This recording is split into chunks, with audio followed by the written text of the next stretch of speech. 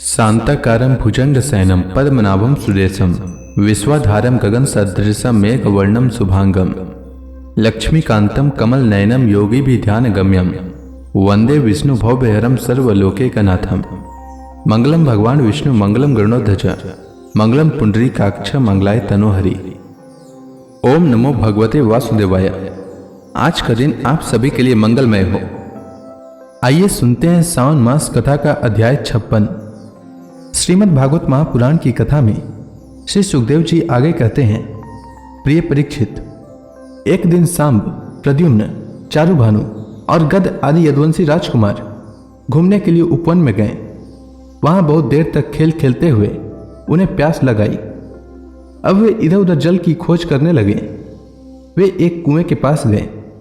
उसमें जल तो था नहीं, एक बड़ा विचित्र जीव दिख पड़ा। वह जीव पर्वत के समान आकार का एक गिरगिट था। उसे देखकर उनके आश्चर्य की सीमा न रही। उनका हृदय करुणा से भर आया और वे उसे बाहर निकालने का प्रयत्न करने लगे। परंतु जब वे राजकुमार उस गिरे हुए गिरगिट को चमड़े और सूत की रस्सियों से बांधकर बाहर न निकाल सके, तब कुतूहलवश उन्होंने यह आश्चर्यमय वृत्तांत भगवान श्री कृष्ण के पास जाकर निवेदन किया। जगत के जीवनदाता कमल नयन भगवान श्री कृष्ण उस कुएं पर आए।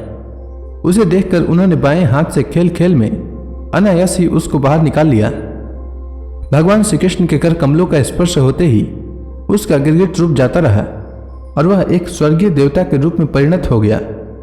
अब उसके शरीर का रंग तपाए हुए सोने के समान चमक रहा था और उसके शरीर पर अद्भुत वस्त्र, आभूषण और पुष्पों के हार शोभा पा रहे थे। यद्यपि भगवान श्री कृष्ण जानते थे कि इस दिव्य पुरुष को गिरगिट योनि क्यों मिली थी, फिर भी वह कारण सर्वसाधारण को मालूम हो जाए, इसलिए उन्होंने उस दिव्य पुरुष से पूछा, महाभाग, तुम्हारा रूप तो बहुत ही सुंदर है, तुम हो कौन? मैं तो ऐसा समझता हूं कि तुम अवश्य कोई श्रेष्ठ देवता हो। कल्याण मूर्ते, किस कर्म के फल से तुम्हें इस योनि में आना पड़ा था? वास्तव में तुम इसके योग्य नहीं हो। हम लोग तुम्हारा वृत्तांत जानना चाहते हैं। यदि तुम हम लोगों को वह बतलाना उचित समझो तो अपना परिचय अवश्य दो। श्री सुखदेव जी कहते हैं, परीक्षित, जब अनंत मूर्ति भगवान श्री कृष्ण ने राजा नृग से इस प्रकार पूछा, तब उन्होंने अपना सूर्य के समान जाज्वल्यमान मुकुट झुकाकर भगवान को प्रणाम किया और वे इस प्रकार कहने लगे। राजा नृग ने कहा, प्रभु, मैं महाराज इक्ष्वाकु का पुत्र राजा नृग हूं। जब कभी किसी ने आपके सामने दानियों की गिनती की होगी, तब उसमें मेरा नाम भी अवश्य ही आपके कानों में पड़ा होगा। प्रभु, आप समस्त प्राणियों की एक एक वृत्ति के साक्षी हैं। भूत और भविष्य का व्यवधान भी आपके अखंड ज्ञान में किसी प्रकार की बाधा नहीं डाल सकता। अतः आपसे छिपा ही क्या है? फिर भी मैं आपकी आज्ञा का पालन करने के लिए कहता हूं। भगवान, पृथ्वी में जितने धूलिकण हैं, आकाश में जितने तारे हैं और वर्षा में जितनी जल की धाराएं गिरती है, मैंने उतनी ही गौएं दान की थी।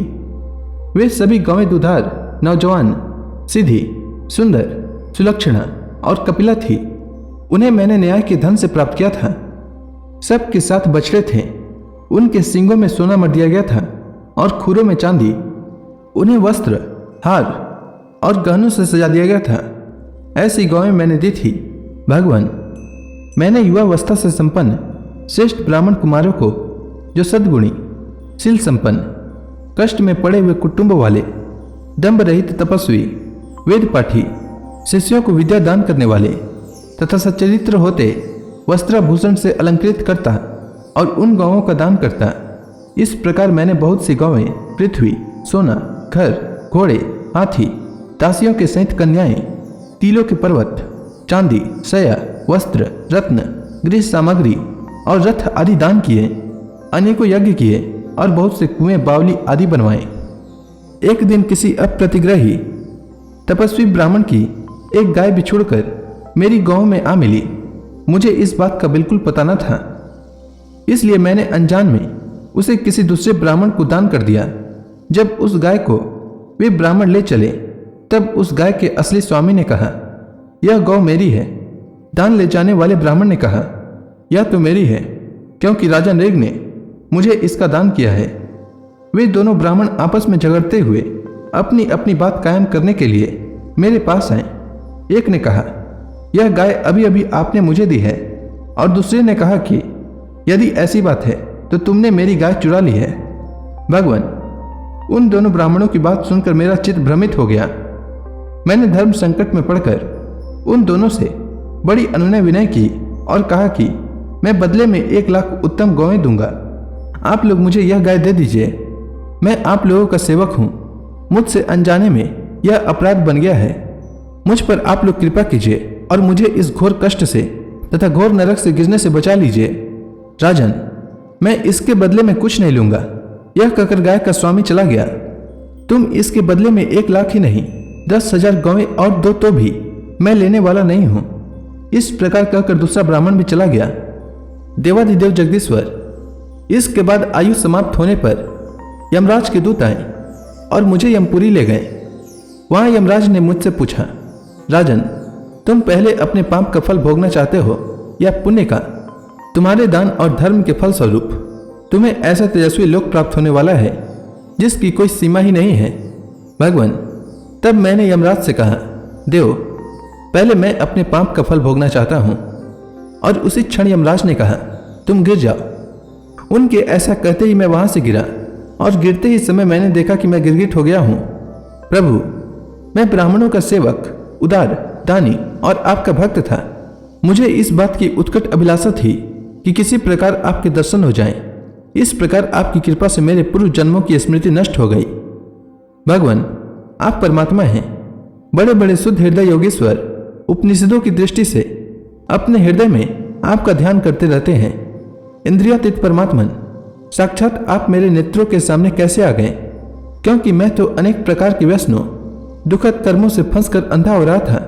आपका दर्शन तो तब होता है जब संसार के चक्कर से छुटकारा मिलने का समय आता है। देवताओं के भी आराध्य देव, पुरुषोत्तम गोविंद, आप ही व्यक्त और अव्यक्त जगत तथा जीवों के स्वामी हैं। अविनाशी अच्युत, आपकी कीर्ति पवित्र है। अंतर्यामी नारायण, आप ही समस्त वृत्तियों और इंद्रियों के स्वामी हैं। प्रभु श्री कृष्ण, मैं अब देवताओं के लोकों में जा रहा हूं। आप मुझे आज्ञा दीजिए। आप ऐसी कृपा कीजिए कि मैं चाहे कहीं भी क्यों न रहूं, मेरा चित्त सदा आपके चरण कमलों में ही लगा रहे। आप समस्त कार्यों और कारणों के रूप में विद्यमान हैं। आपकी शक्ति अनंत है और आप स्वयं ब्रह्म हैं। आपको मैं नमस्कार करता हूँ। सच्चिदानंद स्वरूप सर्वांतर्यामी वासुदेव श्री कृष्ण, आप समस्त योगों के स्वामी योगेश्वर हैं। मैं आपको बार बार नमस्कार करता हूँ। राजा नृग ने इस प्रकार कहकर भगवान की परिक्रमा की और अपनी मुकुट से उनके चरणों का स्पर्श करके प्रणाम किया। फिर उनसे आज्ञा लेकर सबके देखते देखते ही वे श्रेष्ठ विमान पर सवार हो गए। राजा नृग के चले जाने पर ब्राह्मणों के परम प्रेमी, धर्म के आधार देवकी नंदन भगवान श्री कृष्ण ने क्षत्रियों को शिक्षा देने के लिए वहां उपस्थित अपने कुटुंब के लोगों से कहा, जो लोग अग्नि के समान तेजस्वी हैं, वे भी ब्राह्मणों का थोड़े से थोड़ा धन हड़प कर नहीं पचा सकते। फिर जो अभिमानवश झूठमुठ अपने को लोगों का स्वामी समझते हैं, वे राजा तो क्या ही पचा सकते हैं। मैं हलाहल विष को विष नहीं मानता, क्योंकि उसकी चिकित्सा होती है। वस्तुतः ब्राह्मणों का धन ही परम विष है। उसको पचा लेने के लिए पृथ्वी में कोई औषध, कोई उपाय नहीं है। हलाहल विष केवल खाने वाले का ही प्राण लेता है, और आग भी जल के द्वारा बुझाई जा सकती है। परंतु ब्राह्मण के धन रूप अग्नि से जो आग पैदा होती है, वह सारे कुल को समूल जला डालती है। ब्राह्मण का धन यदि उसकी पूरी सम्मति लिए बिना भोगा जाए, तब तो वह भोगने वाले, उसके लड़के और पुत्र, इन 3 पीढ़ियों को ही चौपट करता है। परंतु यदि बलपूर्वक हट करके उसका उपभोग किया जाए, तब तो पूर्व पुरुषों की 10 पीढ़ियां और आगे की भी 10 पीढ़ियां नष्ट हो जाती है। जो मूर्ख राजा अपनी राजलक्ष्मी के घमंड से अंधे होकर ब्राह्मणों का धन हड़पना चाहते हैं, समझना चाहिए कि वे जानबूझकर नरक में जाने का रास्ता साफ कर रहे हैं। वे देखते नहीं कि उन्हें अधः पतन के कैसे गहरे गड्ढे में गिरना पड़ेगा। जिन उदार हृदय और बहुकुटुंबी ब्राह्मणों की वृत्ति छीन ली जाती है, उनके रोने पर उनके आंसू की बूंदों से धरती के जितने धूलिकण भीगते हैं, उतने वर्षों तक ब्राह्मणों के स्वत्व को छीनने वाले उस उच्छृंखल राजा और उसके वंशजों को कुंभीपाक नरक में दुख भोगना पड़ता है। जो मनुष्य अपनी या दूसरों की दी हुई ब्राह्मणों की वृत्ति उनकी जीविका के साधन छीन लेते हैं, वे 60,000 वर्ष तक विष्ठा के कीड़े होते हैं। इसलिए मैं तो यही चाहता हूँ कि ब्राह्मणों का धन कभी भूल से भी मेरे कोष में ना आए, क्योंकि जो लोग ब्राह्मणों के धन की इच्छा भी करते हैं उसे छीनने की बात तो अलग रही, वे इस जन्म में अल्पायु, शत्रुओं से पराजित और राज्य भ्रष्ट हो जाते हैं और मृत्यु के बाद भी वे दूसरों को कष्ट देने वाले सांप ही होते हैं। इसलिए मेरे आत्मियों, जिस प्रकार मैं बड़ी सावधानी से तीनों समय ब्राह्मणों को प्रणाम करता हूँ, वैसे ही तुम लोग भी किया करो। जो भी मेरे इस आज्ञा का उल्लंघन करेगा उसे मैं क्षमा नहीं करूँगा, उसे मैं दंड दूंगा। यदि ब्राह्मण के धन का अपहरण हो जाए तो वह अपहरित धन उस अपहरण करने वाले को अधःपतन के गड्ढे में डाल देता है, जैसे ब्राह्मण की गाय ने अनजाने में उसे लेने वाले राजा नृग को नरक में डाल दिया था।